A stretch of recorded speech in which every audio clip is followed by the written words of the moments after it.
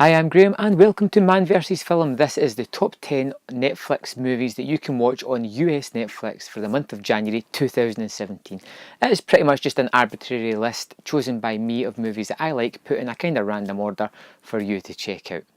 So let's just get started with number 10, which is Kickboxer Vengeance. A kickboxer is out to avenge his brother's death at the hand of Tong Po, one of the predominant kickboxing champions of the world. This is a reboot of the 80s movie that brought Van Damme into the action forefront, and again he is back in the cast this time around, but he plays the trainer part of the movie.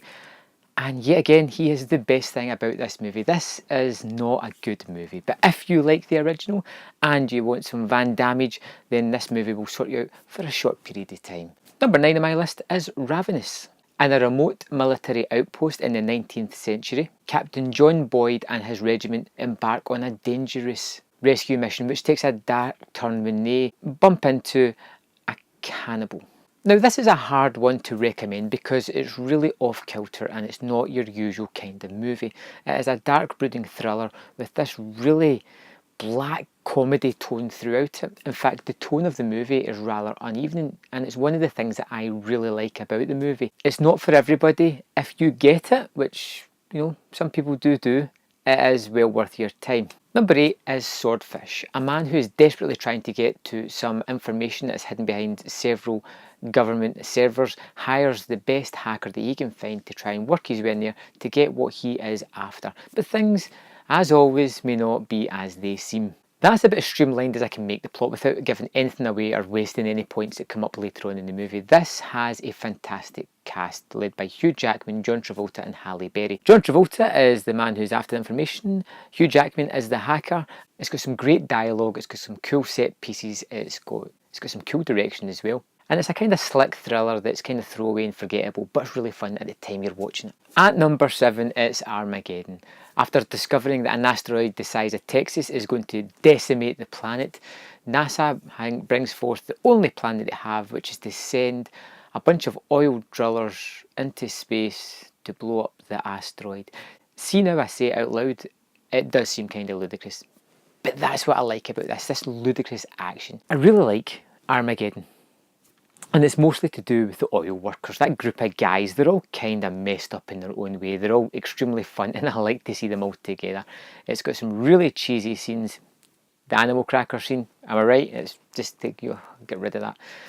This is a fun movie. I really like Steve Buscemi. I think he steals every scene that he's in, and I enjoy throwing this on and just switching off my brain and enjoying the hell out of it. Number 6 on my list is Boogie Nights, a story of a young man's adventure in the California pornography industry of the late 70s, early 80s. Mark Wahlberg stars in Paul Thomas Anderson's masterpiece. This is a fantastic movie that can put you off because of its subject matter. Some people may not like the fact that it's all about pornography, which isn't really there. It's there in the kind of background, but it's not what the story is about. The story is about this kind of family, this fraternity of friends and co-workers who come together and basically are there for each other, even though in their own way they're all kind of damaged. So don't let the subject matter put you off. It's all about the characters and it is a great film. Speaking of great films, my number 5 is The Shining. A family head to an isolated hotel for the winter where an evil spiritual presence influences the father into doing some horrific things. I love The Shining. It is one of the best horrors of all time for a reason. It is classified as that by loads of folk and it's kind of mesmerising the way it's filmed, and the most terrifying thing about it is the build of atmosphere. The sense of dread that you get, the horrible images that it flashes for a brief moment, the blood coming out that elevator is a classic scene that almost everybody knows. It's on my list because I'm a huge horror fan. This is one of the best, and it's one of those ones that you go, yeah, I seen it a while ago, it's a classic, I'll watch it later, and you never do.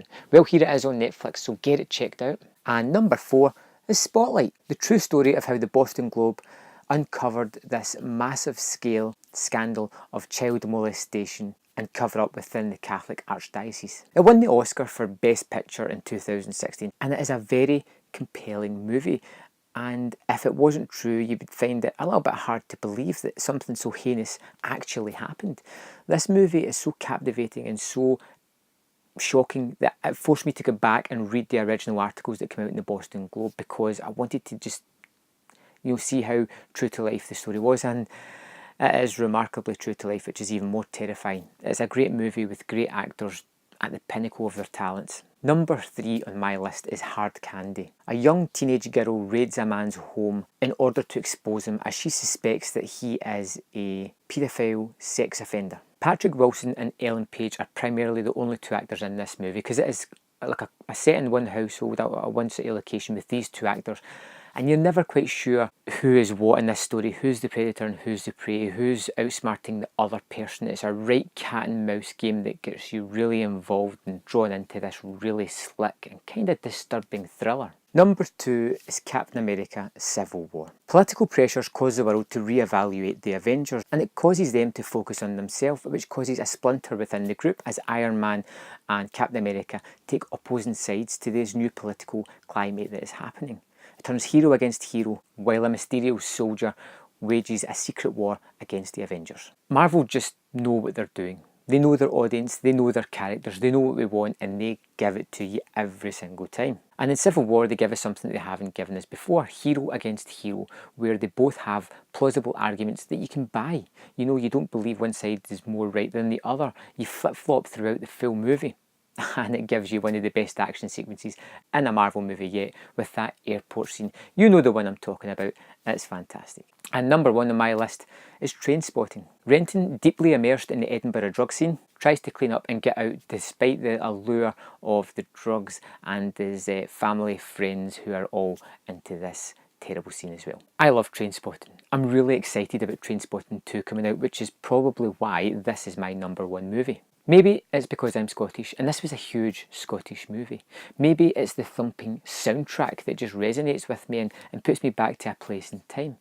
Maybe it's the cast of characters that I just love and want to spend time with. Either way, it's a tale of tragedy, horror and hope. It just grabs hold of you and it won't let you go. If you haven't seen Trainspotting, and who knows, definitely check it out. You'll probably have to use subtitles, but it is a great movie, and with Danny Boyle about to release the second one very soon, this is the perfect time to check this out.